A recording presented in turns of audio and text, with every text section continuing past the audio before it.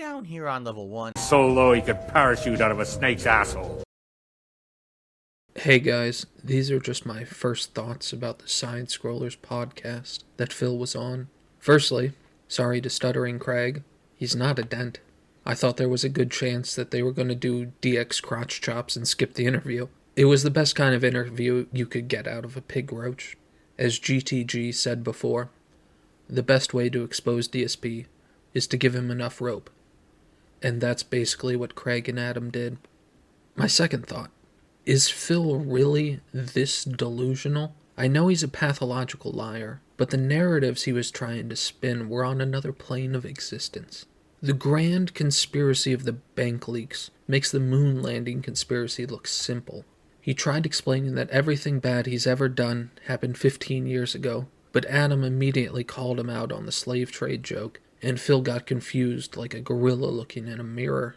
And then at the end, Phil has the gall to say that he's looking forward to another podcast with them. They told Phil to his face they thought he was a pathological liar, and somehow Phil's gin-addled narcissism thought that was a compliment. What the fuck is wrong with this guy? I want to know what the color of the sky is in Phil's world, because it sure as fuck isn't blue.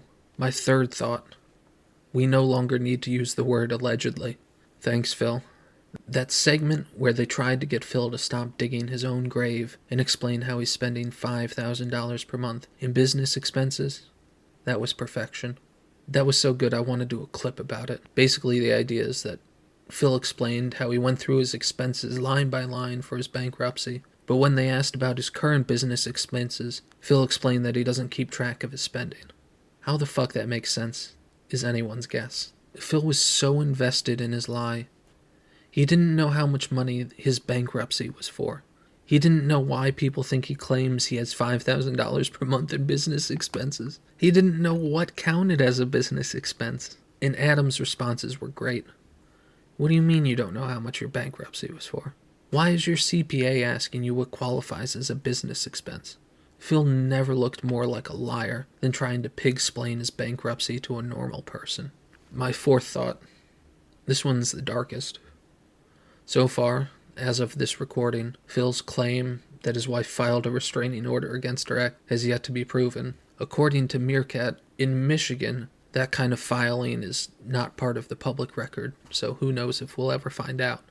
But is it possible that Kat lied to Phil about her past? We know for sure she never told him about the exorcism thing, and Phil got tricked into asking what's her favorite exorcism movie during one of his streams with her.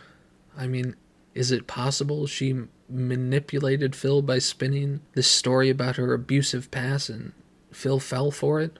The ultimate irony of Phil thinking that Leanna was the one manipulating him when he actually got married to a girl that lied to him about her past to make him sympathetic for her?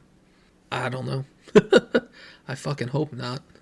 In conclusion, I think the podcast went about as well as you could expect for a lying, manipulative sack of shit like Phil. They gave him enough rope and enough shovels, and somehow Phil dug deep enough to hang himself. Detractors are going to be mining this gold dust for the rest of the year. Thanks for that.